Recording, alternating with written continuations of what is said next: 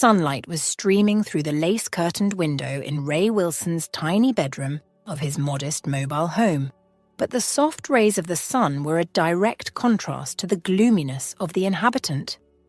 Ray stood in front of the full-length mirror in one corner of the bedroom, looking at his reflection as he slid on his suit jacket. His expression was sad and gloomy, but then again, Ray could not remember the last time he truly smiled or laughed.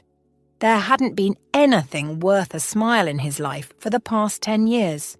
He didn't want to wear this suit, not because he'd lost a lot of weight, so the suit now hung on his tall frame without proper fitting, but because it was the same one he'd worn to his wife's funeral 10 years ago, and seeing it brought back painful memories that he would rather remain buried.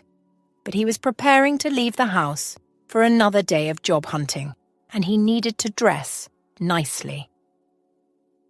Yesterday, he'd finally scored an interview at a prominent bakery uptown, but the HR had denied him the job despite his years of experience and unbeatable qualifications. The man said, "If you really want a job, maybe you should make more effort to look nicer. We couldn't possibly employ you when you look this way. It's not a good look for our establishment." So here he was, putting on a suit, hoping it would make all the difference this time because he really needed a job.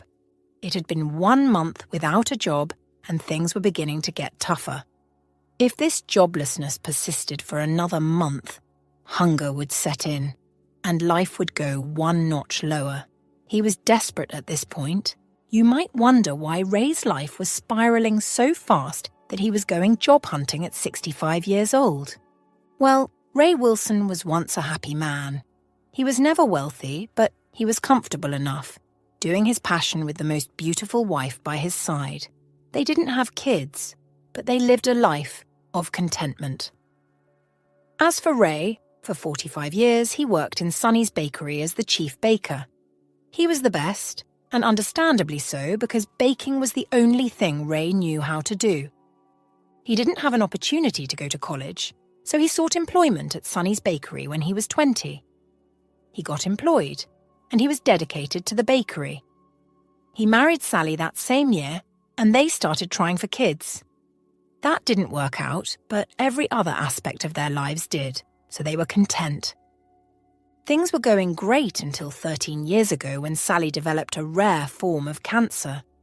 Ray sold the house and car he'd managed to acquire from his job at the bakery so that he could afford Sally's treatment and chemotherapy. For 3 years, Sally fought bravely, but 10 years ago the cancer claimed her life. Ray's life took a drastic turn downhill after Sally's death. She was his best friend, his confidant, the only family he had. He moved into this mobile home and threw all his time and attention into the bakery, working as hard as he could and taking as many shifts as possible since there was no one to come home to. Working at the bakery made everything bearable because he didn't have time to think much about Sally's absence. Until 1 month ago. He'd gone to work as usual, only for Sonny Williams, the man who owned the bakery, to call him aside and tell him it would be his last day at work. Apparently, a construction company coveted the land where Sonny's bakery was built and contacted Sonny to purchase it. At first, Sonny disagreed, but they upped the ante and offered him a substantial amount of money, which Sonny took. He said the old bakery would be demolished in a few days, and Ray had to go. It broke his heart. The bakery was home, and he knew the lay of it like the back of his hand. Sonny gave him a small sum of money as his entitlement and bade him farewell. It was his second major heartbreak after Sally's death, and Ray cried his heart out when he got home. Ray looked at himself one last time wearing the suit and turned away from the mirror. He walked out of the house into the sunny morning. "Good morning, Mr. Wilson," a neighbour greeted with a smile. "Still job hunting?" "Yes." "Good luck." She waved and walked into her house. Good luck, Ray thought as he walked up the road. He needed a healthy dose of it today. He had always prayed for a long life, but after the recent events, he didn't even want that anymore. He just needed to find a job to sustain him until his days were over, and he hoped the end came soon. It was time he saw Sally again. There was nothing in this world for him anymore. Was there a bakery in heaven? Ray's thoughts were all over the place, and as he neared the high-end residential part of the city, he had a new idea. For weeks now, he had been looking for employment in all the bakeries and fast food restaurants in town. They all turned him down. Some would politely say, "We are sorry, we have no vacancy right now," even though they had a vacancy poster outside their establishments. It hurt, but Ray appreciated the politeness. Some didn't bother with graciousness. They told him, "You are too old for a job like this. We need someone young and full of energy, someone who can withstand the heat in the kitchen." Most said, "We have no use for someone with your expertise anymore. There are so many technologies and equipment in our kitchen that will do all the work you claim to offer. We don't need you." It was frustrating being kicked out of a job when it's the only thing you've known for 45 years. But this isn't the time for passion anymore, Ray thought, stopping in front of the first house on the block. This was the time for survival. He had to do what needed to be done to survive, even though it wasn't baking. He needed a job, whatever the job might be. He rang the doorbell and stepped backward, adjusting his tie and hoping he looked presentable enough. He'd lost over £100 since the funeral, and the suit hung limply, but it was of great quality. The door swung open, and a woman appeared, a curious look in her eyes as she assessed him. "Good morning. Do I know you?" "Good morning, ma'am." Ray bowed slightly. "I'm Ray. I'm so sorry to knock on your door this early morning, but I'm looking for employment. Do you need a cook, a baker, or anything?"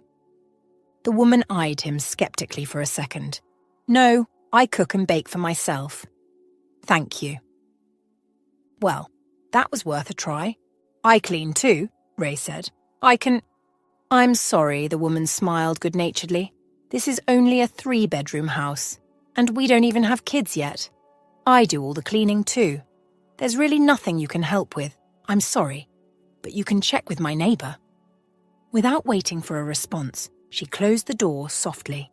Ray's heart plummeted as he stepped down from the porch and walked to the next door. He rang the doorbell again, and this time a man peeked out. "DoorDash?" he asked. "Where's my food?" "No, not DoorDash." Ray forced a chuckle. "My name is Ray and I'm—" "If you're not DoorDash, please step away from the porch. I don't know you." "I need employment," Ray rushed. "I can cook and bake. I can also clean, mow your lawns, anything." "Oh, I'm sorry, man, but I don't need any of these services for now," the man said gently. "But you can keep checking down the block. I'm sure you'll find something." Ray's heart broke further when the door slammed shut in his face. Wow, why was employment so scarce? He was willing to do anything right now. Ray kept knocking on every door, asking to do the most menial jobs in exchange for cash. But everyone kept turning him down. He reached the last house on the block, and this time, as he walked to the door, he had no hope. This house was bigger than the rest and looked more luxurious. Whoever lived here must have already employed all the staff they needed to do the jobs for them. Discouraged, Ray pressed the doorbell and stepped back. He noticed through the glass door that his tie was askew and quickly fixed it, just as the door opened to reveal a young lady who looked to be about 25 years old. She eyed him condescendingly. "Good afternoon, ma'am," Ray greeted. "My name is Ray." "I don't care what your name is," the lady snapped. "Who are you? I'm not expecting anyone, so what do you want?" Ray cleared his throat. "I was walking past and noticed your lawn is so full and in need of mowing, so I was wondering if—" "No need," she interrupted with a rude eye roll.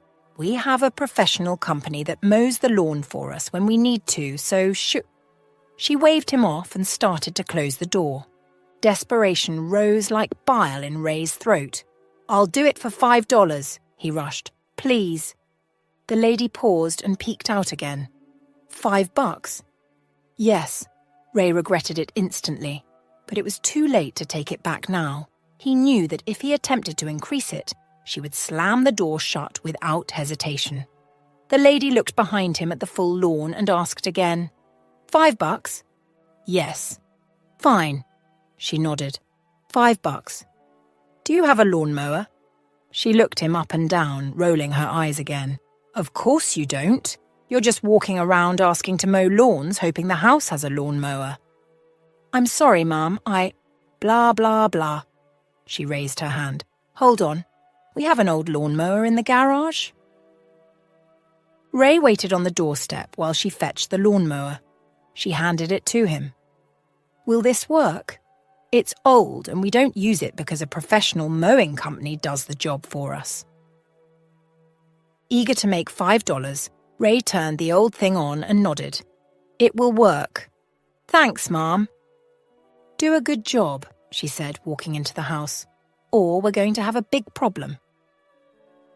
Ray got to work, carefully mowing the lawn until the grasses were low enough and looked good. It was a lot of work for $5, and he knew it was a steal. But he had no one to blame for this but himself. It wasn't the lady's fault that he was desperate, so he owed it to her to do a great job, regardless of the small pay. Ray toiled for 90 minutes under the sun until his clothes stuck to his back. He definitely chose the wrong day to wear a suit. When he finished mowing, he sat on the porch and carefully cleaned the lawnmower for another 30 minutes before knocking on the door. The door swung open again to reveal the lady. I'm done, Ray said, eager to get his money and leave. He was hungry and thirsty. The lady stepped onto the porch and inspected the lawn. Her eyebrows arched. Fair enough. I'd have to check the back before paying you. The back? Ray asked. She stared at him for a few seconds before laughing. The backyard, of course. Ray's stomach dipped. I only agreed to do the front lawn. No one said anything about the back. Excuse me, she growled. No one said anything about the front either. You assumed. What? Ray couldn't believe how hard she was twisting the situation.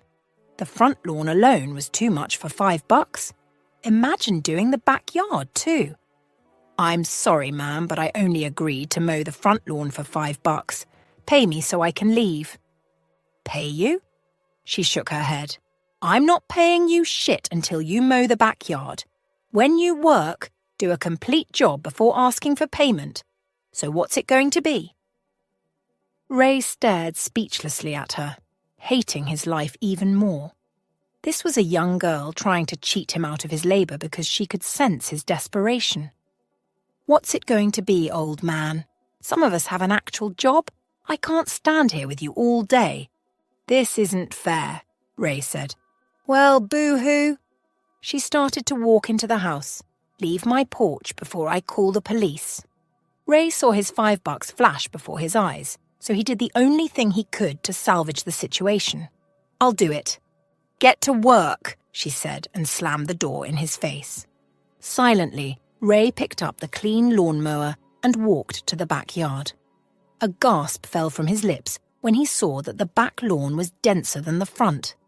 Instead of giving in to fatigue, he immediately got to work. He wasn't mad at the lady, Ray realized. She was young and would learn more about life as she grew older. If it weren't for fate, he probably would have had a child her age. He loved kids, and although he never let it bother him, it was painful when he and Sally couldn't have one of theirs. But as a chef in Sonny's bakery, he encountered kids daily, and these encounters always made him happy, especially Little C. Little C was a boy he met during his early years in the bakery. Ray was about 30 years old, or thereabouts.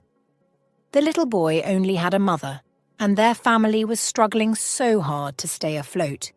He grew attached to Little C and always looked forward to his short visits every day. For 5 years he bonded with Little C until one day the boy stopped coming.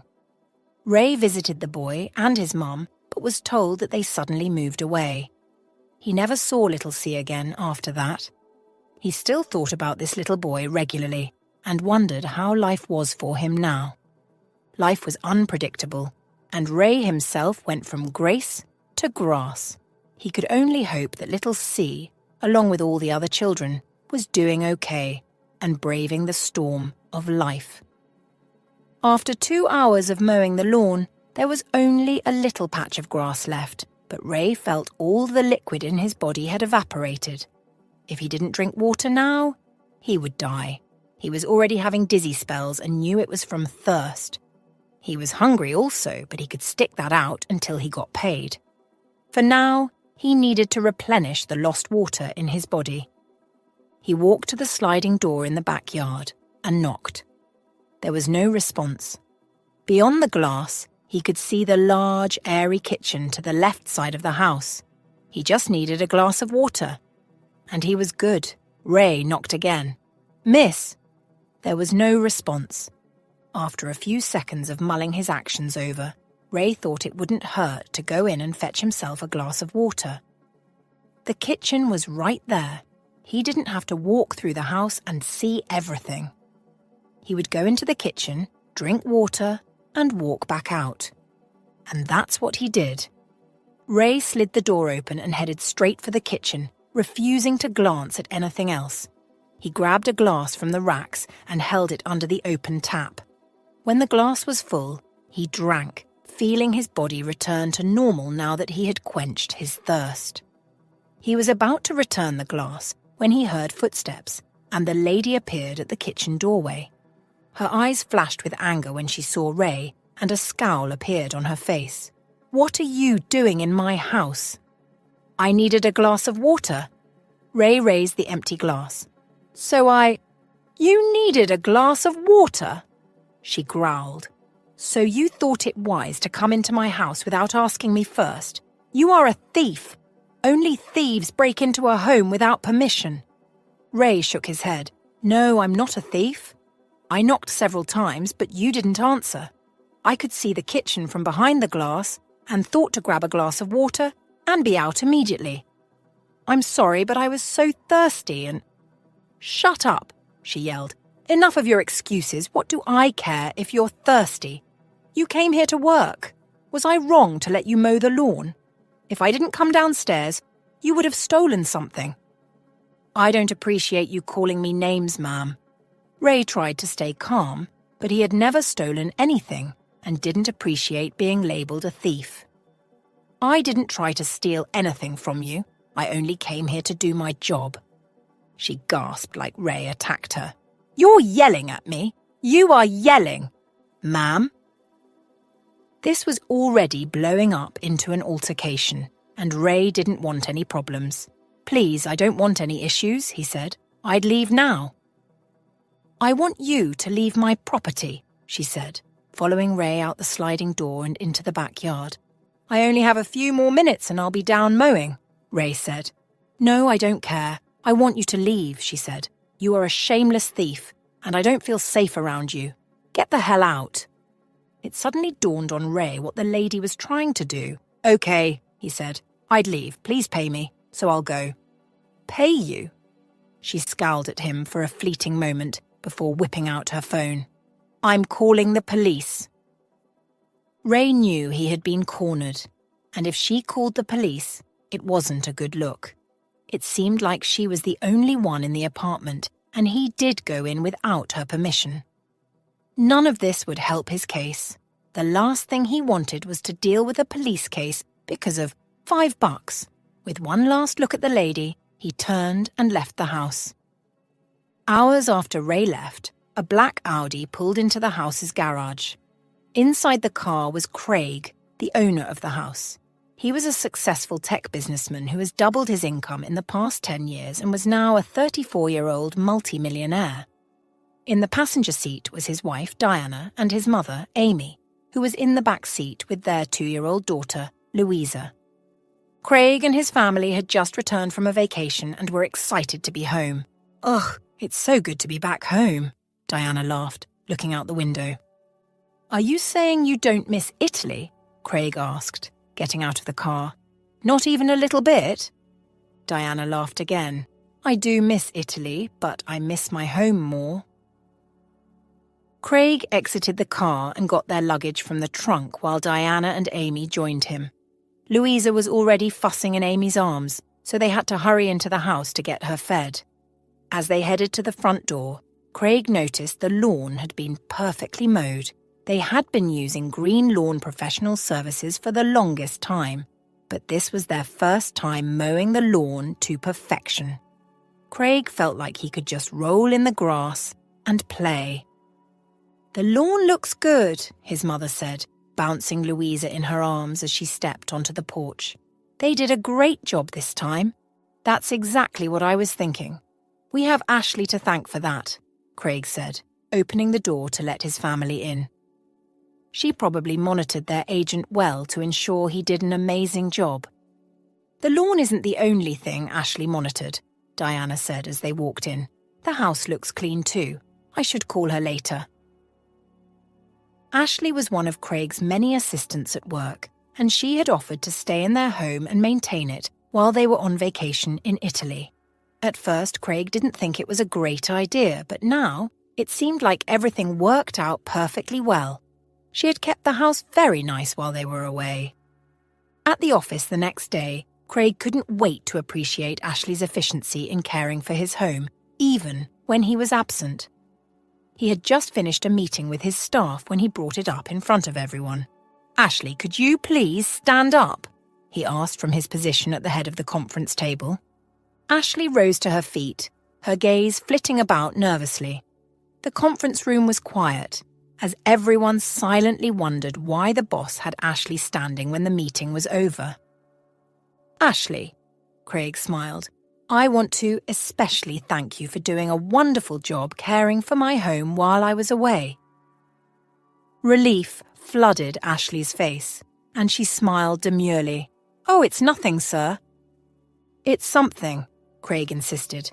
"It's important to me that I have staff who understand the importance of efficient work, whether or not I'm there to monitor them. I'll send you a gift to show my appreciation further." "Thank you, sir," Ashley said proudly. "And the lawn?" Craig asked. "I loved it. Who did it?" Ashley's eyes widened. "Sir?"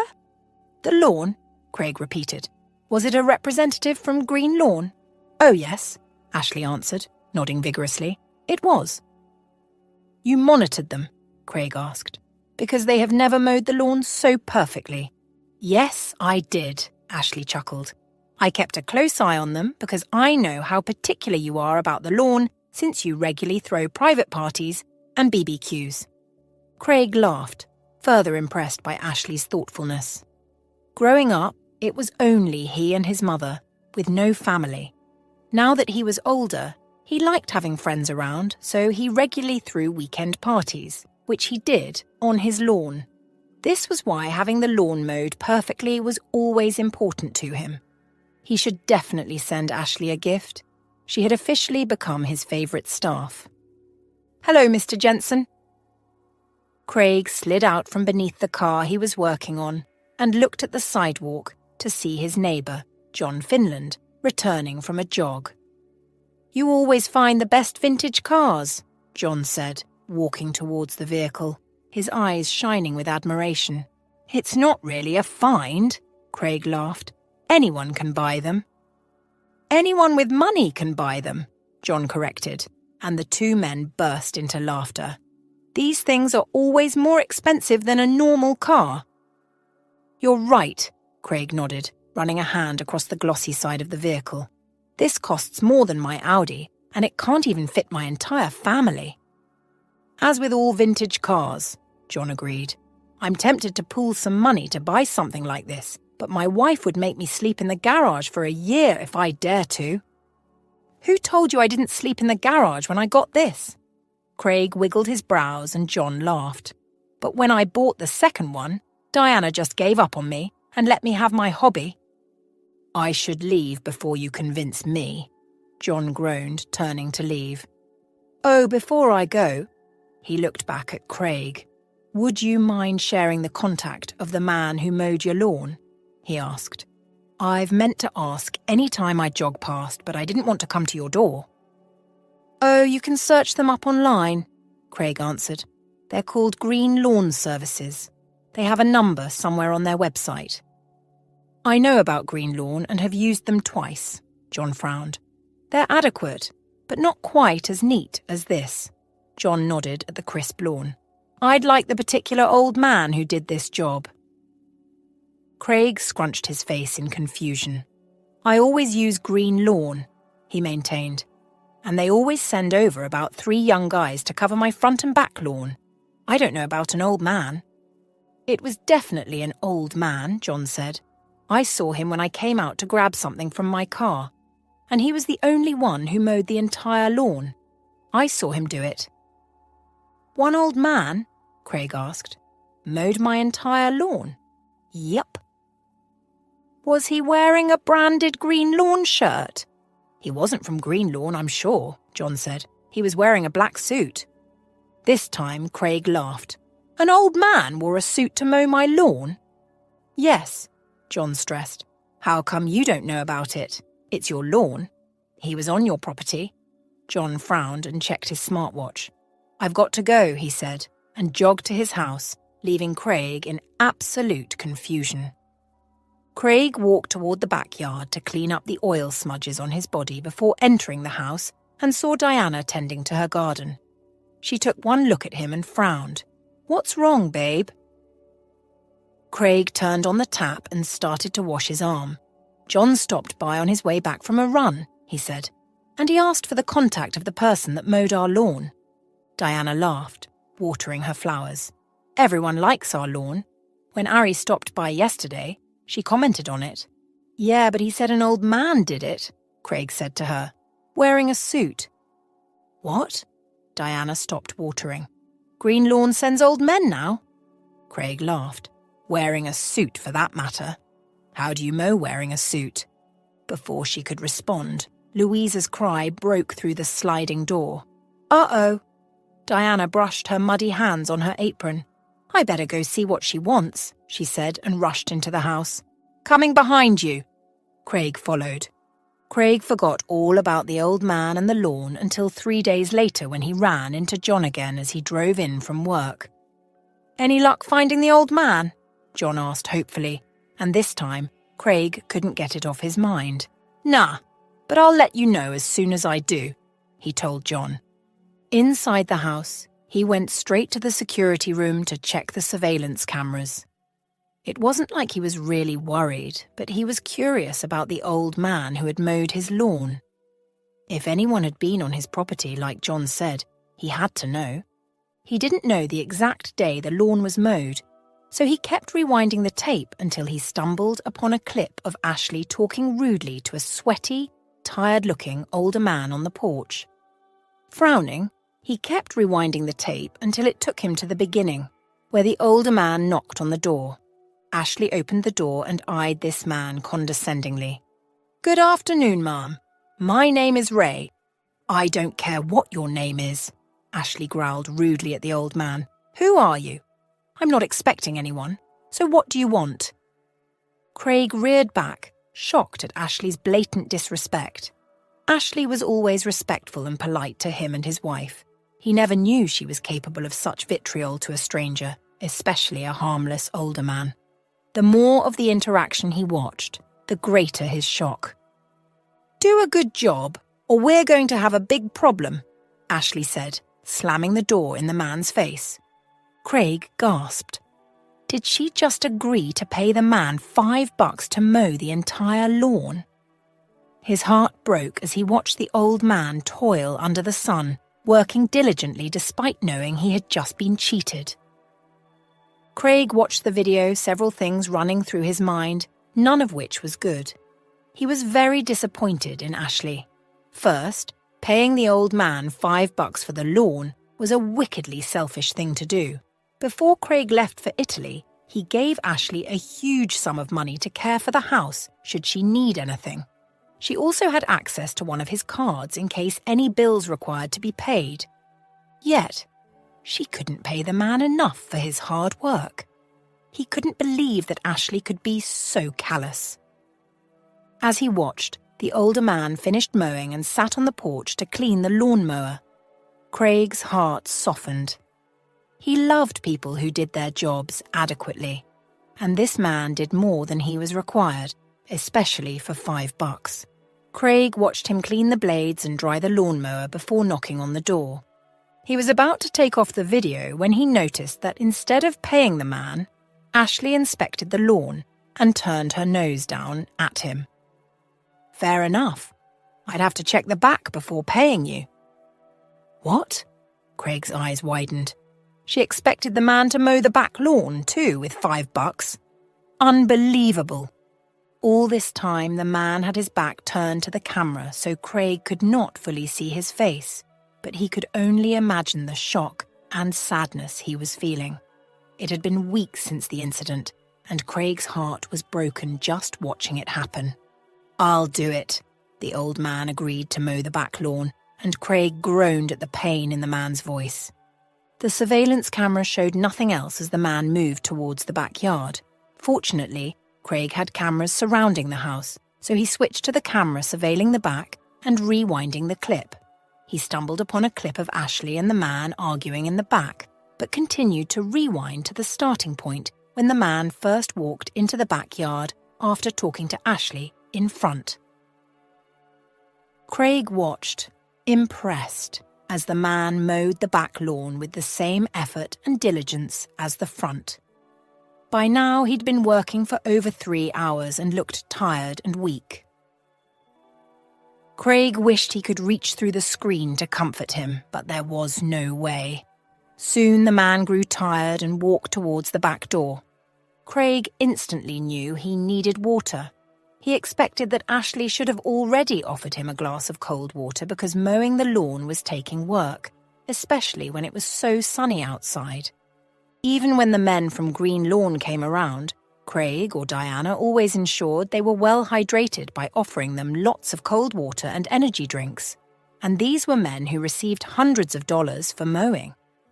When Ashley didn't open the door, the old man slid it open and walked into the house.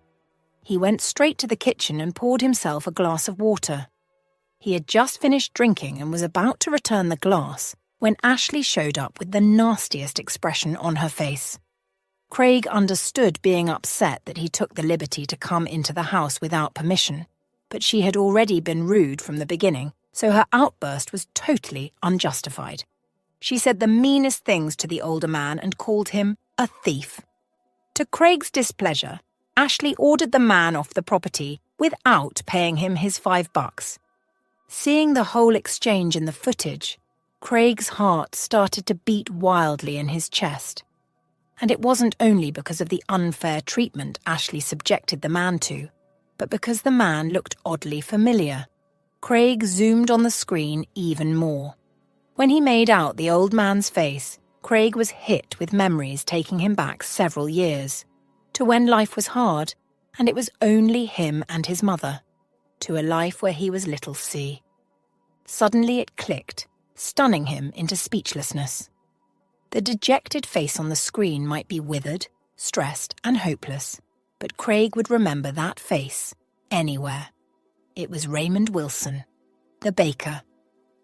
This was the man who let Craig in when he needed a father figure the most. He was the man who didn't let Craig and his mother go hungry when his mother was too weak to provide for them. His heart fell, and he sat back in his chair as the memories rushed back. 25 years ago. "See, hurry," Amy groaned, checking her wristwatch, "or we will both be late." Craig sighed and stuffed the rest of the dry, tasteless bread into his mouth. It went down his throat like a stone, and he drank some water.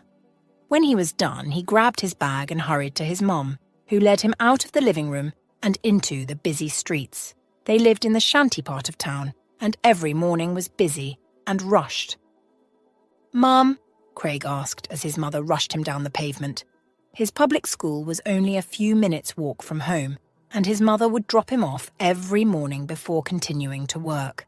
She worked 3 jobs. The closest one was 30 minutes from his school, and she walked there each day because taking the bus was expensive, and they needed every penny. "Did you forget Mother's Day at school today?" Amy sighed and crouched in front of him on the sidewalk, her eyes so sad that Craig instantly regretted asking.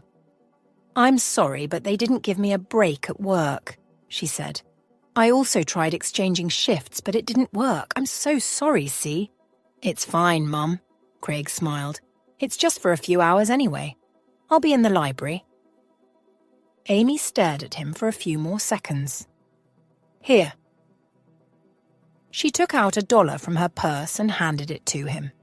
"For sweets." Craig's eyes lit up, and he took it. "Thank you, Mom." "I love you, see. You're the best son," she said, tickling his sides. "God knew I would need the most understanding little man, and he gave you to me." As a little boy of 9 years, Craig knew his life was hard. He lived in a poor neighborhood with impoverished people and went to the poorest public school in the state, yet they were still poorer than most. However, times like this, when his mother complimented him, made everything worthwhile. He loved his mother to a fault because he saw how hard she worked, and it was all for him. She never bought herself new clothes or shoes. Every penny she made, no matter how small, went to him.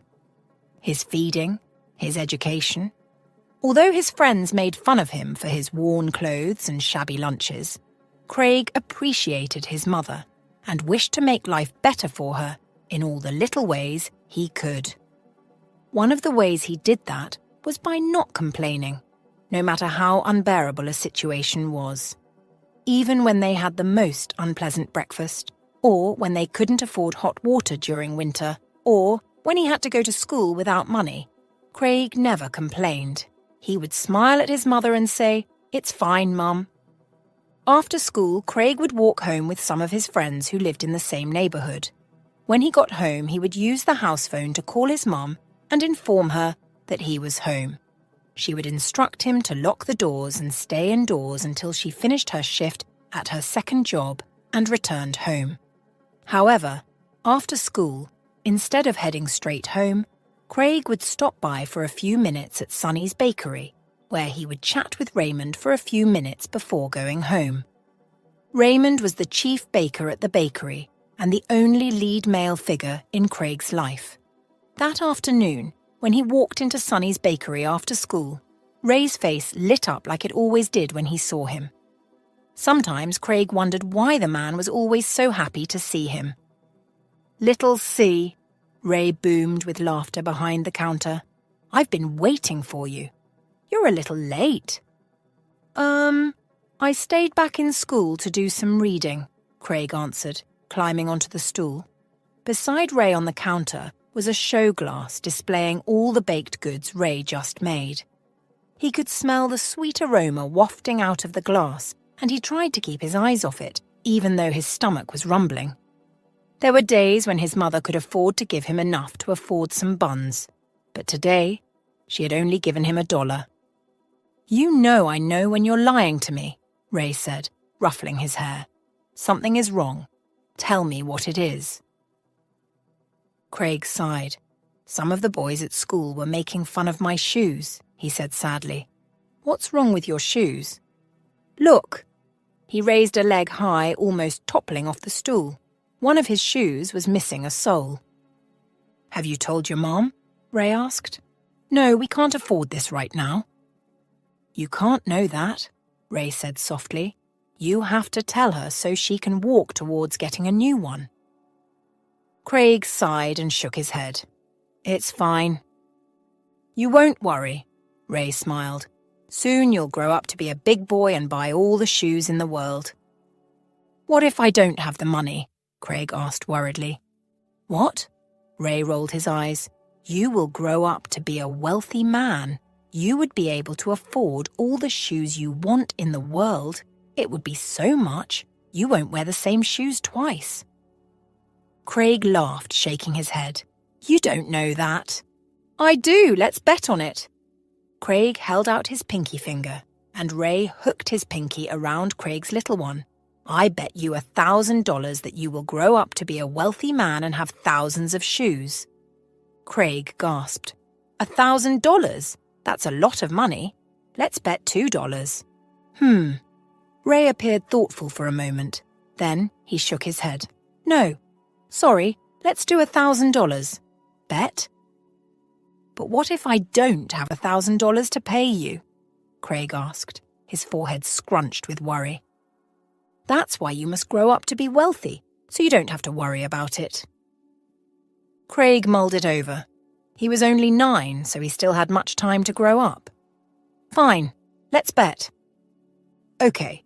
Ray nodded excitedly and made the bet by crossing their pinky. But how do I grow up to be wealthy? Craig asked. You're asking for a cheat code, Ray laughed. If I tell you, then you will win. You're right. I'll have to find out for myself. I'll give you a hint. Ray looked around even though no one was in the bakery since it wasn't peak hours yet. He leaned forward. You have to make sure you read your books and pass all your tests and exams, he told Craig. Pay attention in class, listen to your mother, and be a good kid.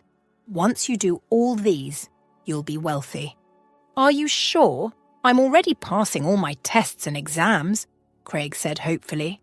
Then what are you worried about? Ray rolled his eyes. Craig vibrated in his chair. He could already envision everything he would do when he got rich. When I'm rich, I'll buy all the buns in the world and eat them all at once. Ray laughed so hard. I thought you wanted shoes. I like buns better, but I guess I'll need shoes too for church and other events, he said. I'll buy 1,000 shoes and some for you too. I'm grateful. I like Italian leather, just in case. I'll write that down. Craig slid down the stool. I have to go, sir. My mum would be expecting my call any minute now. Aren't you buying buns today? No. Ray shook his head, walking toward the door. I only have $1. Come here, boy. Ray motioned for Craig to return to the counter. He wrapped one bun in a foil and handed it over. You keep the $1 and buy something for your mom. No, it's all right, sir. You don't have to. Craig shook his head, trying not to stare hard at the bun. Come on, Ray insisted. A bun for a pair of shoes made of Italian leather. That's a good trade. Craig laughed and replied, I will repay you one day, Mr. Wilson. I promise. Thank you. You're welcome, kid. Life continued slowly for Craig and his mother until one morning, Craig woke up to his mother shivering like a leaf beside him. Her body temperature was hot, and her teeth were chattering with cold. Craig couldn't make it to school because he was so scared, despite Amy telling him to go since he could walk there alone. Throughout that day, Craig remained by his mother's side until late evening, when she managed to pull herself out of bed to make food for both of them. By the next day, Amy's sickness had grown worse. They had no family, so it was just her and Craig, and there was little Craig could do. However, he learned to cook, so once a day he would make simple meals so he and his mother could eat. By the end of 1 week, Amy was still seriously sick, and Craig heard her begging someone on the phone to let her keep her job. He knew she had been fired because, aside from the sickness, she became sadder. By the end of the 2nd week, Craig opened the kitchen cabinet, and an empty void stared back at him. His mother was fast asleep, and he knew that once she was awake, she would start worrying about food. She was beginning to get better. Craig didn't want her worrying herself back into the precarious state of a few days ago. With these thoughts in mind, he slipped out of the house. Minutes later, he was walking into Sonny's bakery. He timed his visit to the time when he knew there would be no one patron in the bakery, and as he expected when he went in, it was only Ray behind the counter. Like always, Ray was happy to see him. This time, Ray walked out from behind the counter to hug him. "Little C," he said, ruffling Craig's hair. "It's been 2 weeks. I waited for you every day." Craig smiled. "I saw someone trying to get into the bakery through the back door," he said, and Ray gasped. "Wait here." With a frown, Ray hurried out of the shop and went through the back. Quickly, Craig reached into the show glass and took 2 large donuts, which he stuffed into his pockets. He had just wiped his hands clean when Ray returned. "There's no one there," he said. "He probably knew you saw him and ran away." Ray waved the matter off like it was inconsequential. "Tell me what you've been up to." For days, Craig continued to go to Sonny's bakery every evening. There he would steal 2 donuts, one for his mother and one for himself. Whenever his mother asked, he would lie that Ray gave it to him for free. It broke his heart to steal from Ray, but he didn't have any money, and his mother was still recovering. On the 5th day, Craig went to Sonny's bakery again. He was trying to think about how to get Ray out of the shop for a few seconds when Ray said, "Hold on, there's something I have to show you. I'll get it from the back." As soon as Ray disappeared, Craig reached into the show glass. He had only just taken 1 donut when Ray appeared, his hands on his hips. Craig's heart jumped into his mouth, and when he saw the disappointment in Ray's eyes, he dropped the donut and scrambled off the stool, bursting into tears. "I'm so sorry," he begged. "Please don't hate me, I'm so sorry." "I know you've been stealing donuts for a few days, Craig. I've been waiting for you to tell me why you're stealing them, but you haven't. So I set you up today." Craig's quiet sobs turned into a wail, and he ran out of the shop. Before he got home, he had to stay in an alley and cry his eyes out because his mother mustn't find out about this. That night, his mother managed to scrape something together so they could eat. For 3 days, Craig couldn't stop thinking about Ray. He felt heartbroken and disappointed in himself, like he had lost someone important. On the 5th day, he couldn't take it anymore and returned to Sonny's bakery. He was only a little boy, but he knew he must make things right with Ray. Surprisingly, when he walked into the shop on the 5th day, Ray greeted him with the same wide smile. "Ah, there you are. I was wondering when I would see you again," he said. Craig felt undeserving, so he hung his head and climbed onto the stool, unable to look the man in the eyes. "I am so sorry, sir. Please forgive me." Ray sighed and Craig continued, "My mother has been seriously sick for a while, and we have no one. I didn't want her to worry about food, and there was nowhere else I could go. Please forgive me, Mr. Wilson. I don't want to disappoint you." Ray walked out from behind the counter and held Craig's shoulder. "You're way more mature than your age," he said affectionately. "You're not my son, but I know you very well. You're not a thief, little C, and I knew you were taking the donuts for a reason. I just wished you had told me." "I'm sorry." Tears fell from Craig's eyes.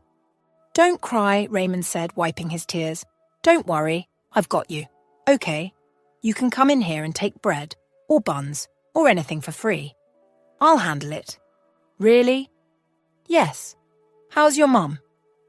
"She's not perfectly okay yet, but she's doing okay." "You haven't been going to school?" "No." That day, Ray called someone to handle his shift, and he followed Craig home with a bag full of baked goods. He introduced himself to Amy, gave her the food, wished her quick recovery, and complimented her upbringing of Craig. Craig was shocked that Ray complimented him instead of reporting Craig for stealing his goods. For the next 3 months, Craig went to see Ray at the bakery, and every day he would return home with baked goods. His life changed one Saturday morning when his mother took a call. "Is this Amy Jensen?" "Yes." His mother sat up. "It is she." "We're calling from Avalon Montessori School, California. We are pleased to inform you that your application has been reviewed and you have been selected as an economics teacher in our school. You would resume on Monday at 8 a.m. and head to the admin's office for more information." "Oh my God," Amy squealed. "Thank you very— Wait, this Monday?" "Yes, in 2 days," the voice answered. "Would that be a problem?" Amy's mouth moved wordlessly for a moment before she shook her head. No, I will be there." The call ended a minute later, and Amy danced around the living room. Craig had never seen his mother this way and enjoyed it, until she stopped dancing and said urgently, "We're moving away, Craig. We have to go to California, and we must leave tomorrow." "What?" The blood drained from his face. I know you will miss your friends, but this job is great. I cannot miss it.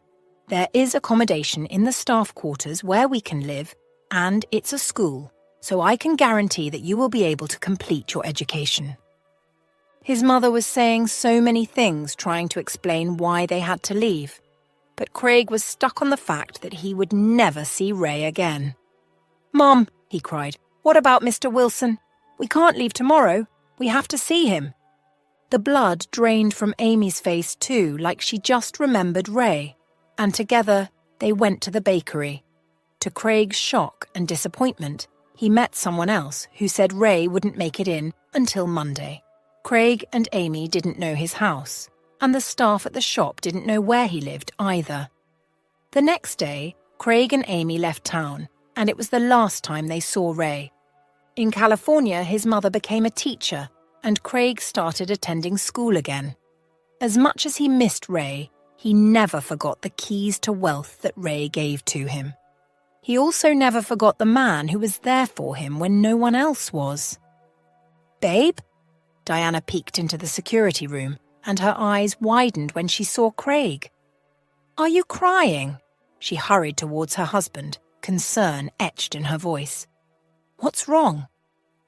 Craig sniffed and wiped the tears from his eyes. Before him was the laptop, still showing the surveillance tape with Ray's weathered face frozen on the screen.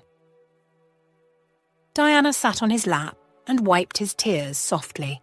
"Babe, what's wrong? And what are you doing here anyway?" She glanced at the laptop screen. "Who is this?" "Remember the conversation we had in the garden? Where I told you about John asking for the old man that mowed our lawn?" "Yes." "So I ran into John again today and he asked me again. I was curious, so I came here and watched the surveillance cameras." "Okay, so what happened?" "First, Ashley is fired." "What?" Diana screeched. "Ashley? Why? She's so good." "Far from it." Craig reached for the laptop. "Watch this." He played the surveillance clips from the beginning, from when the older man walked up to the door until Ashley ordered him off the property without paying him a dime. Diana was very upset when she finished. "I cannot believe this," she said. "This is inhumane. I want to speak with her before you fire her." "And you know the most painful part?" "What?" Diana asked, still frowning. "I know this man," Craig said, pointing at Ray. "He was one of the best things that happened in my life as a kid." Craig started looking into Ray's background and learned about his problems with the bakery. That's when he came up with a wild idea. He didn't worry about the potential financial risks. In fact, nothing really mattered at that point. He had one thing on his mind: make things right. As usual, the soft rays of sunlight filtered through the window in Ray's room, but it did nothing to uplift his mood. He was lying on the bed, his eyes closed, stomach rumbling with hunger. He'd had no success in job hunting, and after that silly girl ripped him off $5 almost a month ago, Ray gave up trying. He was waiting for his savings to run out, and maybe hunger would finally take his life, and he could be free from the sufferings of this world. As he contemplated his life, there was a knock on his door. Ray sat up, wondering who it could be since he hadn't had any visitors in 10 years. Curious, he walked to the front door. He didn't have a peephole, so he had to open the door to see who was standing outside. It was a young, handsome man who looked strangely familiar, but Ray couldn't place the face at all. "Good afternoon," he greeted. "Good afternoon, sir," the young man answered, his voice vibrating with excitement. Ray looked him up and down, wondering why the man looked so happy to see him. "Seems you're at the wrong door." "No." The man shook his head, laughing. "I'm at the right door." "Do I know you?" Ray asked. "Yes." The man nodded gravely. "You owe me $1,000. "What?" Ray's heart skipped. He didn't even have $100 in his name. Fear gripped him. God, he didn't want any trouble. "You thought you could hide from me. the man said. But debt is debt. I don't know you, please, Ray said urgently. How do I owe you $1,000? I have about 500 shoes in my closet, the man said. And 5 years ago, I bought a box full of buns and ate them all. I threw up all night, but it was worth it. However, I think I like shoes better than buns. And oh, the man stretched out the bag he was holding. This is for you. Ray's head was turning with how fast everything was going. His gaze dropped to the glossy bag in the man's hands, and he narrowed his eyes at the designer name scribbled beautifully on it. What is that? Shoes. They're Italian leather, except your taste has changed. How did this man know he liked Italian leather? Ray looked closely at the face as he mulled over every strange thing the man had said. You owe me $1,000. I have about 500 shoes in my closet. I bought a box full of buns and ate them all. Ray's mind travelled back to a conversation similar to the one he had with the little boy he loved so much. Little C. His gaze widened as he took in the appearance of the boy standing before him. Recognition dawned as everything clicked into place. Ray shook on his feet. Little C. The young man laughed and nodded. That's me. Oh my God. They hugged each other tightly, and Ray cried. But for the first time in years, he also laughed. I cannot believe this. Me too, Craig said. I've looked everywhere for you. Come inside, come inside. Ray pulled Craig into his home and led him to one of the rickety couches in the living room. Oh my God! He looked at Craig in disbelief. Is this really you? I looked everywhere for you, Craig said.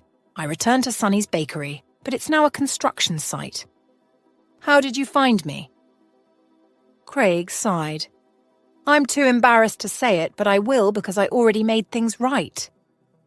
What are you talking about? You mowed my lawn. Ray paused for a moment before understanding dawned. No way, he gasped. That was your house? That is my house. I was on vacation in Italy and didn't know what happened. Everyone kept complimenting the lawn, which eventually led me to check the surveillance cameras, and that's when I found out everything. Ray sighed. Who was the lady? She can't be your daughter. No, thank God. She's a staff member in my company. She has been fired. No. Ray shook his head, hating the idea because he knew how hard it was to find a job. Don't do that on my behalf. It's already done, Craig said. And not only was she rude to you, but I also found out she threw numerous parties in my house when I was away. Oh my God! Forget about her. Craig smiled at Ray. Seeing you today is one of the happiest days of my life. I have prayed tirelessly for the day I will see you again. That day marked a turning point in Ray's life. The ride to Craig's house was quiet, filled with the soft hum of the engine and the intermittent whoosh of passing cars. Ray gazed out the window, wondering what the day held in store. Upon arrival, Craig led Ray through the front door with a proud grin, as if he was introducing Ray not just to a building, but to a future. Inside, the scent of fresh flowers and baked goods filled the air. Amy stood in the hallway, her eyes widening as she saw Ray. For a moment she was motionless, then her emotions cascaded, and tears streamed down her cheeks. Ray, unsure but touched, offered a shy smile, his heart swelling with a mixture of joy and disbelief. "Oh, Ray!" Amy exclaimed, stepping forward to embrace him. "Look at you!" Ray, enveloped in the warmth of her hug, could only nod. "It's so good to see you, Amy." As they settled in the living room, light filtering through sheer curtains, Amy began recounting tales of the past, her voice threaded with nostalgia and sorrow. "I've always hoped the best for you," Amy confessed, her voice thick with emotion.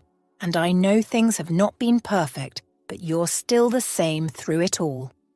Their conversation drifted to Craig and his childhood, and how Ray, despite being just a man from the bakery, had influenced him profoundly.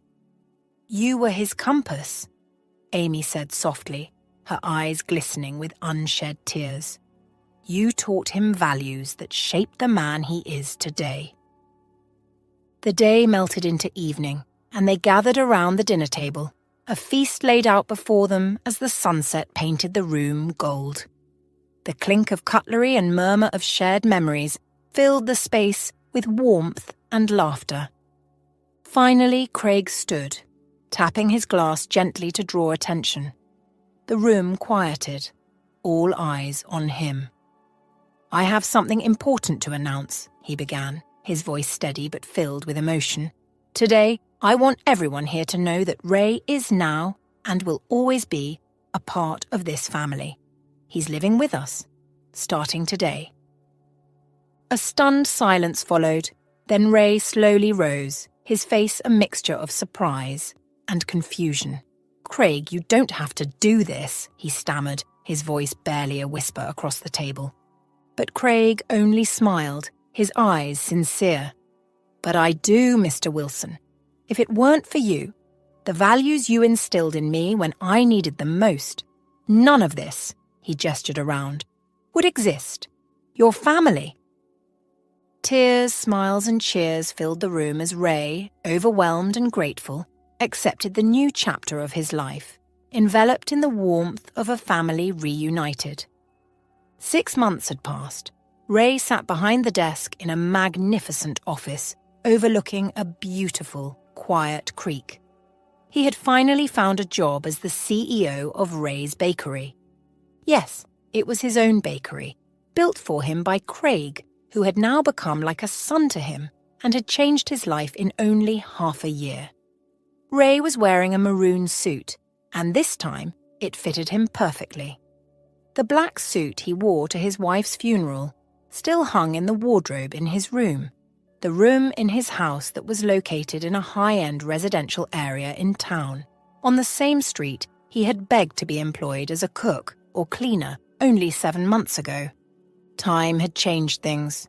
Ray's Bakery was growing into a successful business and had a new family and the most beautiful granddaughter, Louisa. Hey, boss. His office door swung open, and he looked up to see Amy. She worked with him in the bakery and liked to call him boss while they were there. He always rolled his eyes at it, but secretly, he loved it. As Amy walked to the table with a smile, Ray watched her. She had always been pretty, even as a young woman struggling to raise her son through hardship. Now, she was gorgeous. Her skin shone beautifully, and there were hardly any wrinkles on her face. As she slid into the chair across the desk, Ray's heart skipped. Come on, Amy said. Let's go, or we'll be late for dinner and Diana will have our heads. Oh, shoot, Ray laughed, shutting down his laptop. I almost forgot. That's why you have me. Amy drummed her fingers on the table. Come on. I didn't bring my car, so we'll ride together. She grinned. There was something about that beautiful grin that gave Ray a burst of courage. Amy, I'd like to take you to dinner. She paused. What? He lost his bravado, but there was no going back, so he cleared his throat and repeated himself. I'd like to take you to dinner. That's if you want. Anytime you're ready. Amy laughed. Are you asking me on a date, Ray Wilson? Ray's heart beat wildly. Yes. Then yes, Amy laughed. I'd love to go on a date with you. Yes. Ray pumped his fist in the air, and Amy laughed harder. For tonight, we have to hurry before Craig starts to worry. I swear that boy worries about us like we're children. Ray hurriedly followed Amy out of the office, and as he drove to Craig's house with Amy in the car, he silently prayed for a long life. This was a beautiful life, and he was just starting